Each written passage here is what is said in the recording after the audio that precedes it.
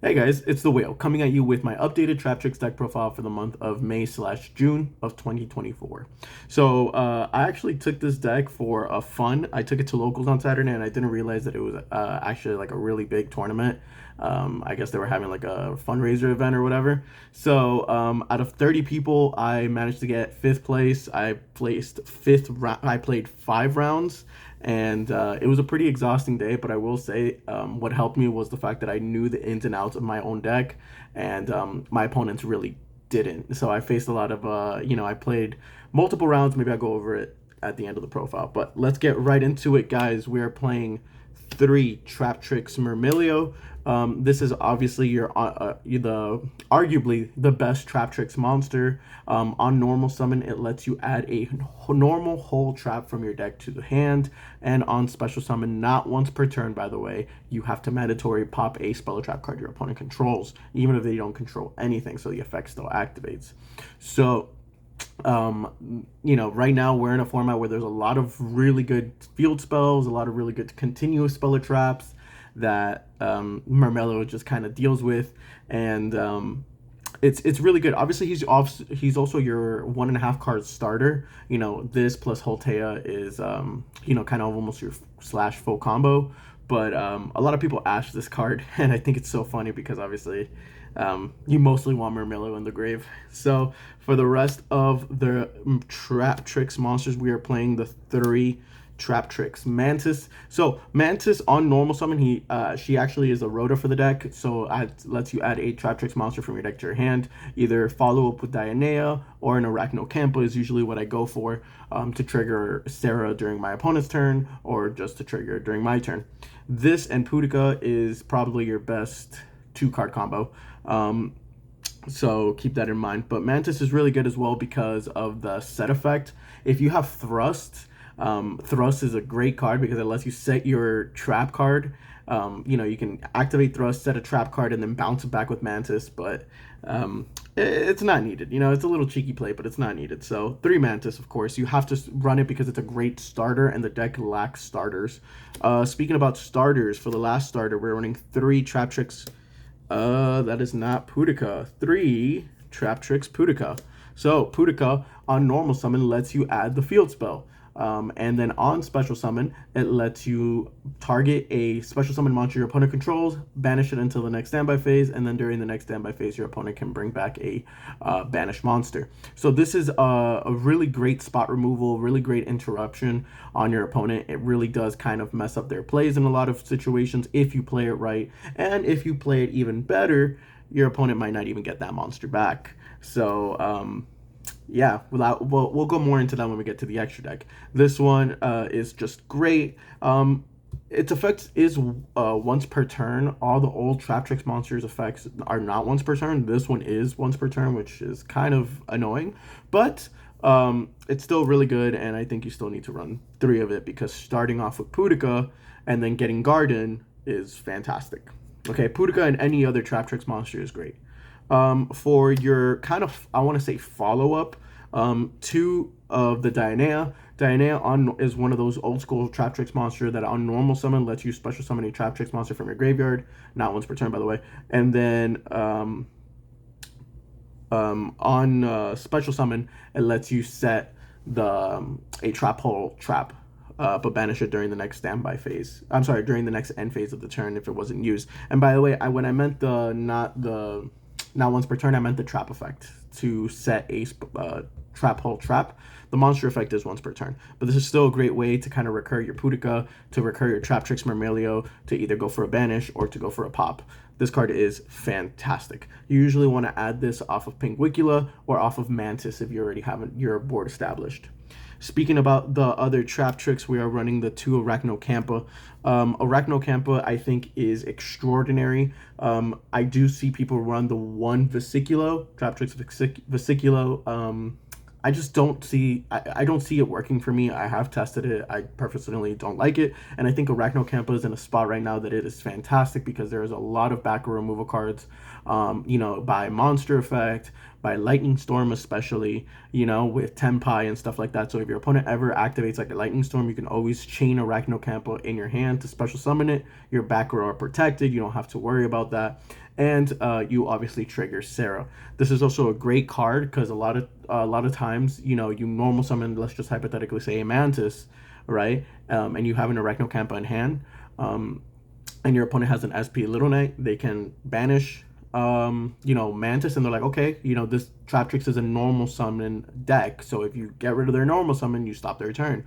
But then you can quick effect chain Arachnocampa to at least special summon out Sarah, so you can at least have a Sarah and set up for next turn. And Sarah plus maybe one or two traps is more than enough to beat a SP Little Knight. So that's also really good. Remember that this is a quick effect to special summon. So that's it for the Traptrix monsters. I am running a flat monster count of 13 for Traptrix. I think that is perfectly fine. We do have consistency cards and stuff like that. The games that you do end up losing are the games that you do not open a Traptrix monster. So you really, really need to open up that Traptrix monster and set up for that Sarah. But I find that 13th is just fine. I only didn't open up one Traptrix monster one game, and I still won that game. So for the next honorary Traptrix monster, 3 Parallel Exceed. Yes, I do love Parallel Exceed. If they ash it, it is still just another level 4 on the field that I can do anything with if I want to. It's really not the end of the world, but I think Parallel Exceed is just fantastic in this deck. I prefer it more than Shade Brigadine. Again, that's just my little take on it. By all means, you can do whatever you want with it. This is an easy side out card. I always side it out going second because more likely I'm putting in either board breakers or more hand traps because the deck has a lot of space for hand traps. So 3 Parallel Exceed, like I said, it's also a very easily sideable card. So yeah. 1 Traptrix Garden. I am on the 1. I don't think if you do run 2 Traptrix Garden, I think you do need to cut down on 3 instead of 3 Pudica, 2 Pudica, because it gives you. I mean, I don't know. I just think that if you're gonna run multiple Traptrix Gardens, you probably need to cut down on Pudica. 1 is more than enough for me. Even if this card gets my opponent banishes it or something like that, it's not the end of the world. Yeah, I mean, it's fantastic, though, because it's a non-target banish. It can banish Nibiru tokens. It can banish really annoying things to, bring back your Traptrix monsters from your graveyard or special summon them from your hand, like Mermello and stuff like that. So, and let them get their effects. For the rest of the spells, it's only 4, so I am running 3 Pots of Prosperity. Again, you want to see your Traptrix monster. You want to see your side deck cards. You want to see your main deck even leaves because it's always unexpected to main deck evenly this format. So I think 3 Pots of Prosperity are fantastic in this deck. You do need to run it.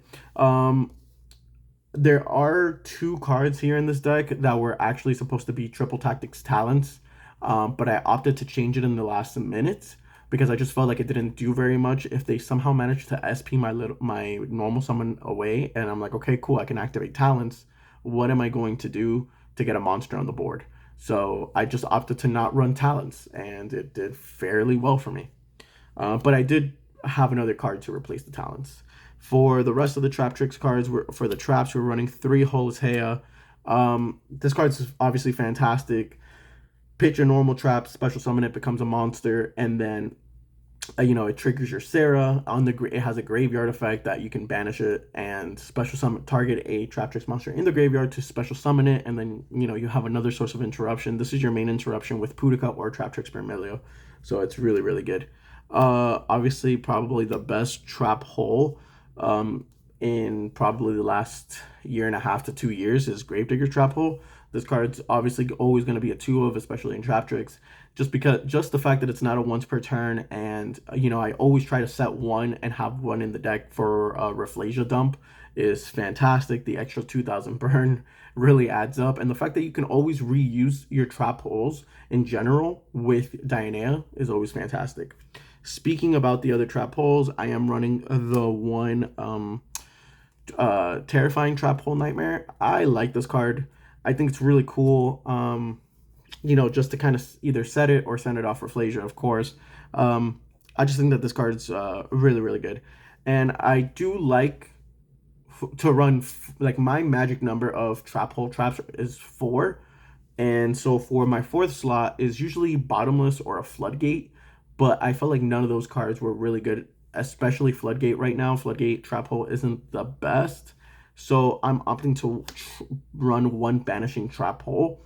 Banishing was surprisingly fantastic. Against my Voiceless Voice matchup, I would go first, and they would, try to summon out low, and I would Banishing Trap Hole in, and now they don't have a low.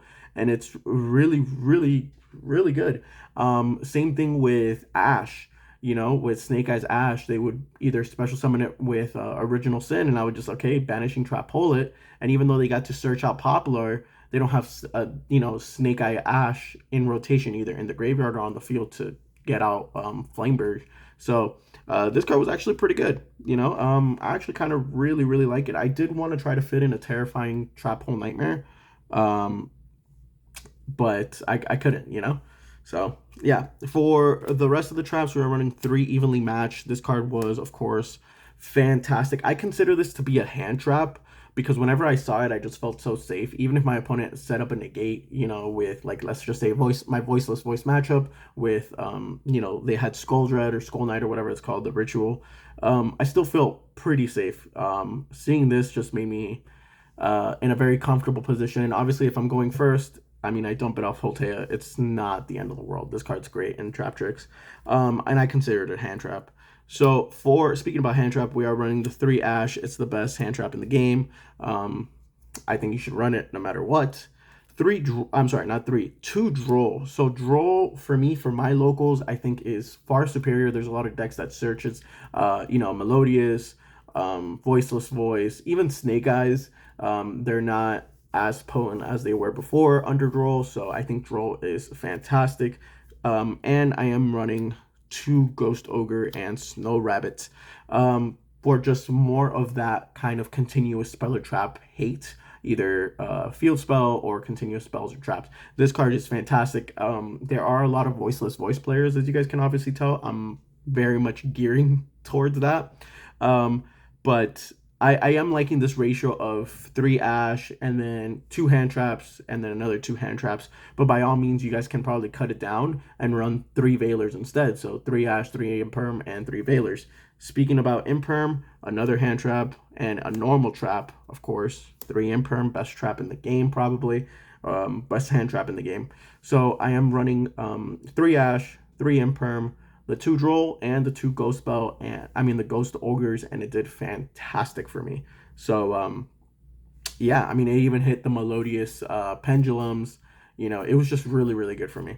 And for the 2 slots that I opted to take out the talents last minute, and that these overperformed, and I feel like I'm going to start playing these cards moving forward in either some of my main decks or my side decks. 2 Grave of the Super Ancient Organism. Guys, this card is cracked. This is a 42 card deck. You could for sure cut it down if you guys want. But Traptrix is one of those things that you just kind of want to see 1 or 2 monsters, and the rest of, you're basically good. It has so much flex spots, right? But this card right here is just me going first and seeing Grave of the Super Ancient Organism. The game that I didn't see a Traptrix monster, I had this card, and it gave me an extra turn to draw into a Mantis, which let me pop off and I could just kill my opponent. Because Grave of the was just so fantastic. That was against the Voiceless Voice player. They cannot do anything under this. Yeah, they can Saphira and they can activate their graveyard effects, but they can't do anything on the field. So it's almost like a pseudo skill drain. And, this is really good against the branded matchup as well. I did face a branded player that I saw this twice. It was actually nuts. I 2-0'd him because of Grave of the Super Ancient Organisms. Against Melodious, this is also a very fantastic card. So I just think that this card is just so good. And moving forward, I think again, it should probably start seeing more play, because even with Snake Eyes, Flame Bearers won't be able to activate its effect, which therefore won't be able to bring out a monster in their spell and trap card zone. I can go on and go forth. Okay, so for my extra deck is missing 1 card. I will tell you what it is. We are running 3 Traptrix Sarah. Best card in the deck. I mean, in the extra deck, of course. This basically allows you to do everything.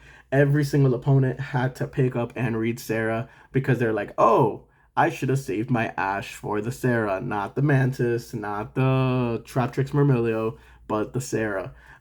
It's in German, so yeah, I had to get a translation because yeah. But anyways, so three Traptrix Sarah, fantastic card. Okay. One Adipus. This is your OTK tool. This it gives all your other Traptrix monsters 1,000 attack if you control a normal trap in the graveyard, and you can pop. You can negate face up monster or face up cards that your opponent controls, so you can negate like spell and trap cards as well. So pop them and then just go for a big swing with Mantis. So pretty good.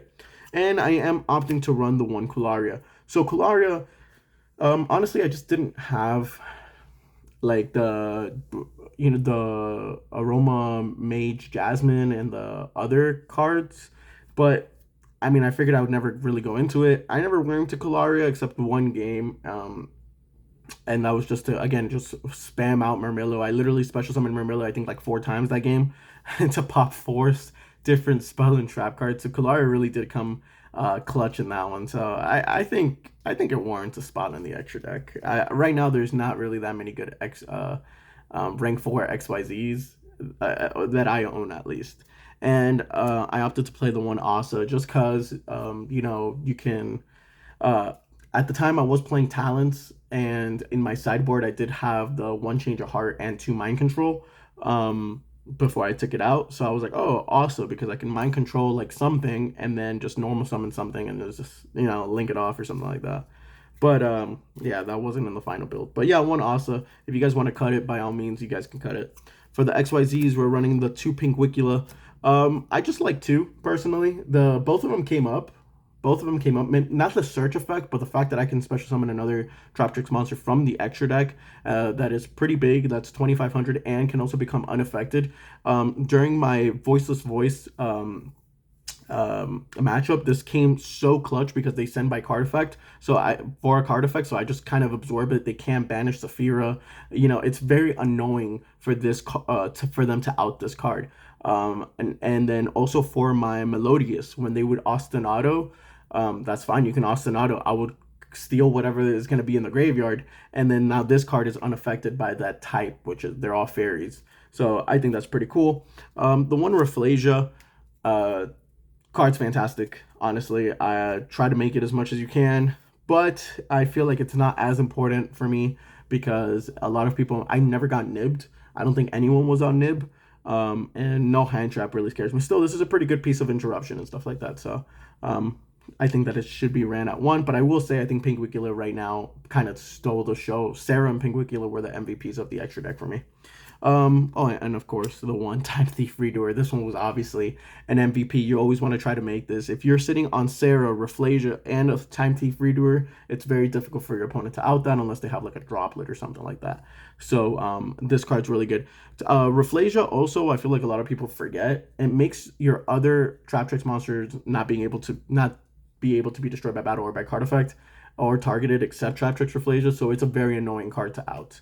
It's almost like that Melodious Diva, that sort of thing, except I think that's a little better.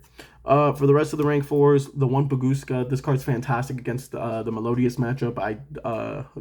During one of my matches against the Melodious, I made a Baguska and they couldn't do anything until I basically, next turn, I went into Adipus and Adipus pop everything. I switched everything to attack position and I attacked for game. So Baguska is fantastic. Obviously, rank 4 deck, Abyss Dweller. This card was really good. I never went into it though, which I feel like I should have. I should have gone into it a little bit more. But Abyss Dweller is obviously here. The one Cowboy's just here for burning for game. For time. I never went into time, so it was just like a blanket spot. I didn't really know what else to put. You can obviously run the Teller package if you want, but I didn't. And the one Typhon, like I said, I was running Mind Control and Change of Heart plus the 2 talents in the main deck because I thought I was, I kind of wanted to steal stuff. I think like stealing cards is pretty cool, so I kind of wanted to do that. And then my last card is a Zeus, which is in another deck. So I didn't feel like taking that one out. Let's go to my side deck. So for my side deck, I think it's pretty basic.